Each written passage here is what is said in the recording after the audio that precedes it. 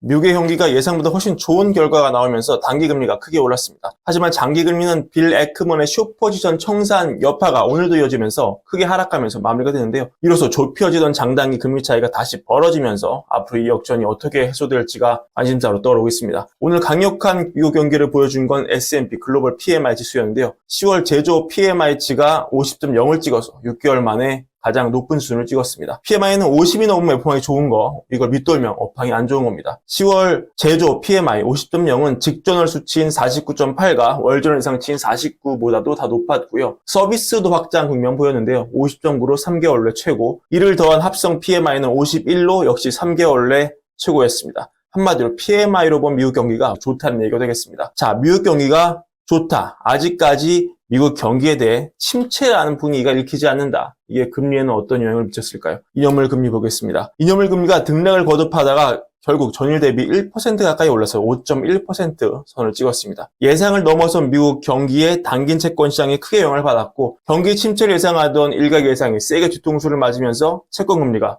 확 올라버린 건데요. 이런 분위기는 페드와치에서도 읽을 수 있습니다. 보시면 요 며칠 새 보였던 요 금리나 여기 베팅이 싹 사라지고 다시 오른쪽으로 숫자가 배열된 거를 볼 수 있습니다. 아마도 한 달 전 상황이었으면 경기 침체에 대한 기대감이 사그라들면서 장기금리 역시 성장을 반영해 뛰었을 겁니다. 근데 오늘은 반대로 움직였죠. 전일 대비 크게 떨어졌습니다. 이걸 일반적인 상식에는 다소 반하는 것인데요. 왜냐? 침체가 예상되면 장기 성장성에 수렴하는 장기금리가 내려가고, 성장이 예상되면 장기금리가 오르는 게 맞는 얘기입니다. 그렇기에 지난 4월 SVB 사태가 터지고 장기금리는 침체를 강하게 전망하고 상당 기간 하락하는 모양을 그렸습니다. 그런데 오늘은 성장이 나왔는데 금리가 떨어졌습니다. 왜 그럴까요? 우리는 금리라는 게 수학처럼 기계적으로 공식처럼 움직이는 게 아니라는 점을 다시 한번 되짚어 봐야 되는데요. 특히 다양한 이해관계가 조합되는 장기물일수록 더 그렇습니다. 최근 우리는 다양한 사태를 겪으면서 장기물 금리를 올렸던 변수에 대해 함께 공부하고 연구하고 있는데요. 그것은 미국 경제의 성장성, 그리고 수요와 공급의 문제, 그리고 또 하나 심리였습니다. 장기물국채 시장은 미국 경제 성장이라는 변수가 장기금리를 올리려는 방향으로 에너지를 발산했고, 반면 전날 빌 에크먼의 숏 포지션 청산 여파로 일부 투기적인 포지션이 함께 숏 커버링에 나서면서 또 다른 에너지는 미국 장기물 금리를 내리는 쪽으로 에너지를 뿜었습니다. 두 에너지가 대립한 결과는 오늘은 후자의 승리였습니다. 그런데 우리는 여기서 한 가지 근본적인 의문을 갖게 되는데요. 에크먼이 얘기한 미국 장기물 국채 숏 포지션 청산은 미국 경제가 급격한 침체에 들어갈 거란 예상이 나오기 때문이었습니다. 그러니까 그 예상대로라면 지금 우리가 보는 장단기 금리 역전은 경기 침체에 따른 단기물 금리가 크게 내려오고, 장기물 금리도 내려오지만 단기물 금리가 더 내려오는 이런 모양으로 해소가 돼야 하는 것일 텐데요. 오늘 보여준 그림, 단기물 금리가 오르고 장기물 금리가 내리는 모양으로는 에크먼의 전제 자체가 맞지 않는 그런 모습을 보이게 됩니다. 그러니까 장단기 금리차가 계속 역전된 그런 찝찝한 상태로 끌고 가야 한다는 얘기인데요. 이 부분에 대해서는 월가의 저명한 금융사들도 다양한 의견을 제시하고 있습니다. 마침 사우디에서 열리는 사막의 다보스 포럼이라 불리죠.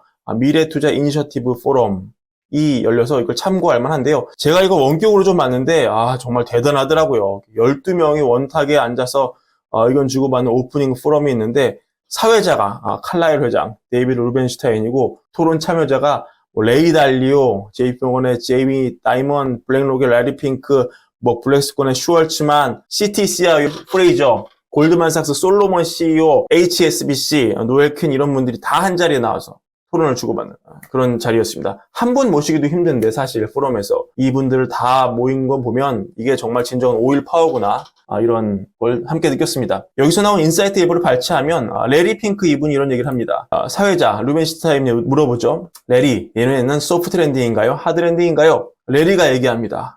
내년에는 소프트 랜딩도 없고 하드 랜딩도 없습니다. 내년 재정 부양책 양이 매우 강력하고 그로 인해서 인플레가 날 것이다. 반도체법, IRA법, 인프라법에 들어가는 돈이 9,700억 달러다. 거의 1조 달러다. 임금 상승 요구가 20%, 25% 나오고 있다. 그래서 나는 내년에도 아마도 금리 인상이 돼야 될 것 같고, 아마도 2025년이 돼야 우리가 소프트 랜딩인지 하드 랜딩인지를 둘 중에 하나가 볼 수 있는 그런 시절이 올 것이다. 그러니까 이 얘기는 내년은 노랜딩이라는 거죠.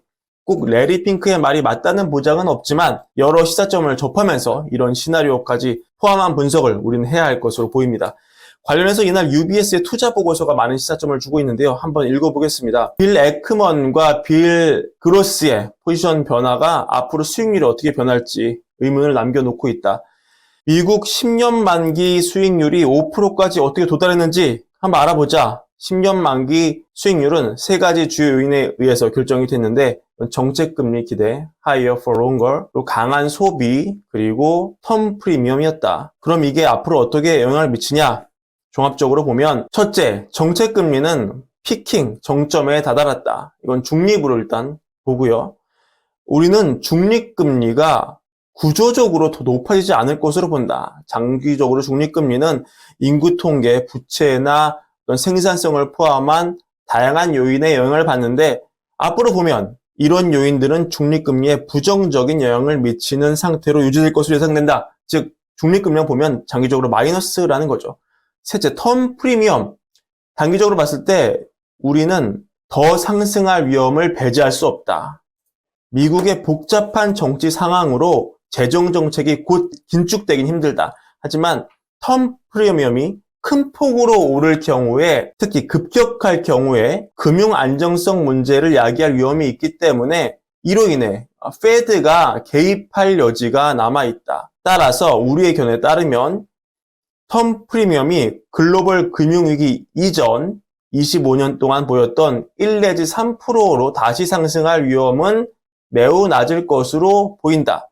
즉, 텀 프리미엄 부분은 이게 장기물 금리가, 그러니까 텀 프리미엄 상승에 따라서 장기물 금리가 오를 수 있다는 거죠. 오를 수도 있지만 아주 단기간에 큰 폭으로 뛰어서 일각에서 제기되는 70년대, 80년대로 돌아갈 그럴 여지는 없다. 그럼 종합하면 뭐냐? 어떻게 돈을 버냐? 우리는 지금 역전된 장단기 금리차가 결국은 다시 제자리를 찾을 것으로 본다. 결론은 우리는 텀 프리미엄이 상승할 위험이 있기 때문에 5년 만기 미국채를 매수하고 10년 만기 국채를 매도했다. 5년짜리 단기물을 사고 10년은 쇼친다. 이게 UBS의 결론입니다. 그러니까 많은 고수들 의견이 서로 다른 것이죠. 그래서 UBS가 맞을지 아니면 빌 에크먼이 맞을지 혹은 빌 그로스가 맞을지 아니면 오늘 얘기한 레리 핑크가 맞을지 그건 저도 확신할 수 없습니다만 오늘 전해드린 여러 고수의 의견을 종합 판단하셔서 현명한 판단을 내리시기를 바랍니다. 오늘의 브랜베어는 이것으로 마무리하고요. 구독과 좋아요도 부탁드립니다. 감사합니다.